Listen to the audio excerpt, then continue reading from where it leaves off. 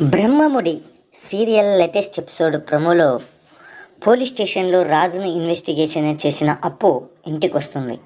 రాగానే అనామిక ఎలాంటిదో తెలిసి కూడా రాజును అరెస్ట్ చేస్తావా, ఇందుకేనా నిన్ను నా కొడుకు పోలీసుని చేసింది అని మండిపడుతుంది ధాన్యలక్ష్మి. ధాన్యలక్ష్మికి సపోర్టింగ్గా రుద్రాన్ని సెటైర్లు వేస్తుంది. దీంతో ఎన్నో మెడల్స్ వచ్చినాయి, ఎంత పేరు వచ్చిందని వెటకారంగా అంటుంది.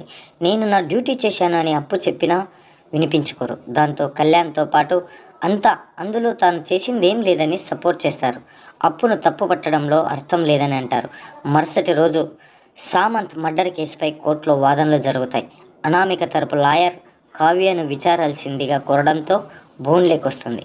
హత్య జరగడానికి ముందు రోజు మీరు మీ భర్త కలిసి సామంత్ ఇంటికి వెళ్ళారా, వార్నింగ్ కానీ అలాంటివి ఏమైనా ఇచ్చారా అని లాయర్ అడిగితే, ఇంకోసారి ఇలా చేస్తే అని కావ్య చెప్పబోతుంది.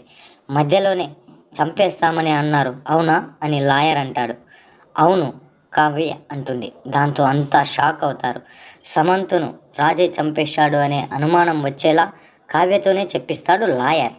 ముద్దాయికి సామంతును చంపేయాలన్నంత కోపం వచ్చింది, కానీ అక్కడ అందరి ముందు చంపడం కుదరదు కాబట్టి ప్లాన్ ప్రకారం దారి కాచి చంపేసి శవాన్ని ఎలాగో మాయం చేయాలో తెలియక తన కారు డిక్కీలోనే పెట్టుకొని ఇంటికి వెళ్ళిపోయాడు యువరానర్ అని అనామిక తరపు లాయర్ అంటాడు.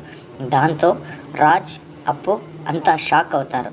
అనామిక మాత్రం తాను అనుకుంది సాధిస్తున్నట్లు గర్వంగా నవ్వుతుంది. అనంతరం అనామికను వచ్చి బోనులో నిల్చుంటుంది.